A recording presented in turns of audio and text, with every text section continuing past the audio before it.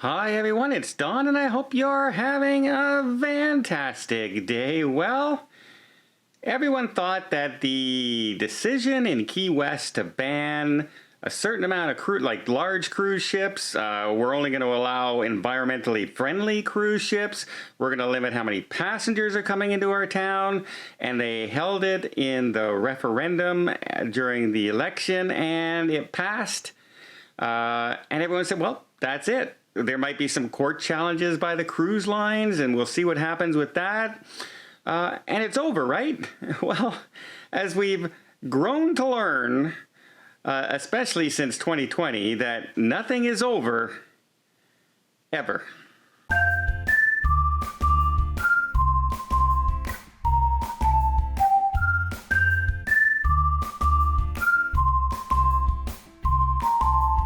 So that's right. Florida Keys say that they're banning the cruise ships. Now, of course, no cruise ships are sailing right now, so it really hasn't affected anything. No one's seeing nothing.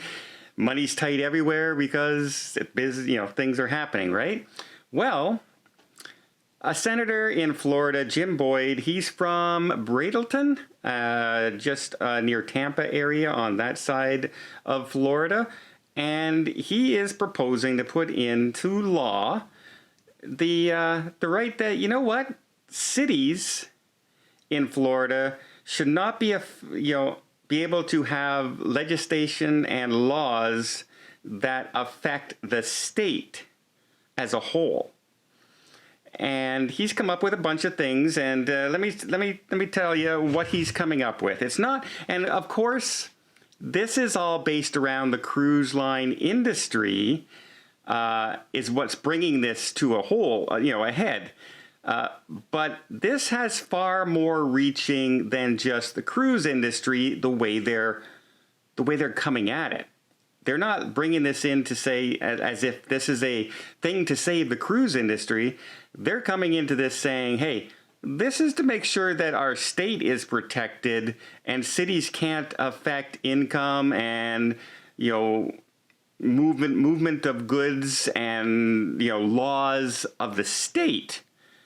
And this is a very interesting approach, as opposed to just going in and trying to overturn the decision that was made, saying that the referendum wasn't even good, those shouldn't have even been on there, etc., etc. So they're coming in saying that no city should be able to affect and legislate law that affects. And so, for instance, you should not be allowed to affect commerce, which means, any kind of income, money, type of ship. So they're looking at this. You can't affect the size of the ships, the type of ship, whether it's a cruise ship, a container ship, a tanker ship, the origin of that ship. So you can't ban ships from a particular area. Also, the nationality of that crew or passengers. And so you can see they're kind of covering a lot of things in there, and it's not directed directly at the cruise ships. It's at all shipping for the 15 cruise ports in the United States. Seaports. Let's not say cruise ports, seaports. And that's a very interesting approach, because if you think about it, what you do in your city, saying for a cruise port or a cruise terminal or a seaport of any kind, doesn't affect just that little area, just that area around the seaport.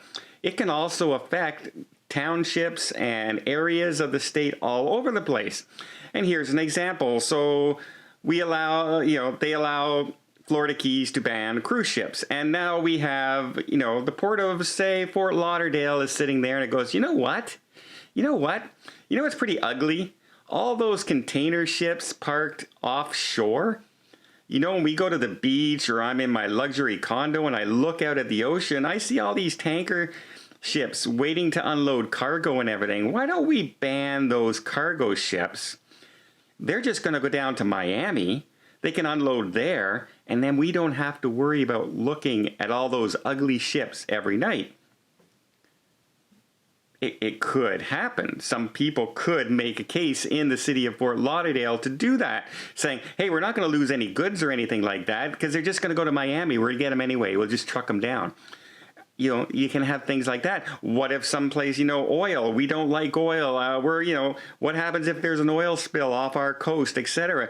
They should be sending that oil to a different seaport, not our seaport. We want our seaport to be clean. And so we want only this. What about saying, all those container ships coming in? Well, we're only going to accept container ships that are liquid nitrogen gas. That's it. Like LNG cruise ships, we only want LNG cargo ships as well. Better for the environment. So keep all those other cargo ships out of our cruise port. You can see where they're coming at it. And if you're a state legislature, you're looking at this going, should we be having cities decide seaports and commerce, and could possibly affect things down the road? So yes, it is going to benefit the cruise ships because this would be retroactive. And this is a government right now in Florida that is very pro-cruising because they know how much money Miami, Fort Lauderdale, Tampa, Orlando make off the cruise ships. They know how much income that brings in to those cities and the state as a whole. Even in just tourism dollars, not even counting the people who are on the cruise, just flying in, spending a few days in the cities before they cruise or spending a few days in the city after they cruise, all that's tourism dollars and money spent in your cities. So they are very pro.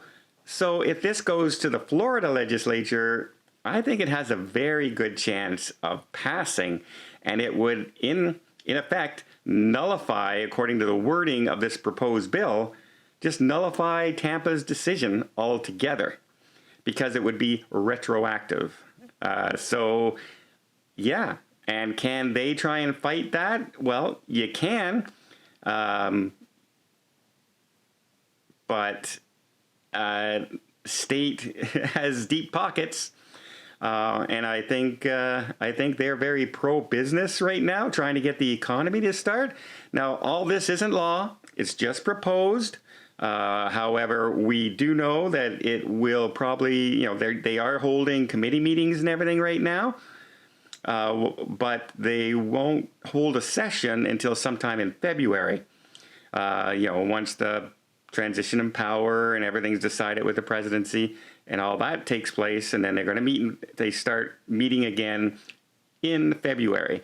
And as the month of February, March rolls around, that's when the cruise lines are going to want to start to those test cruises are running and people want to start a cruise here and a cruise there.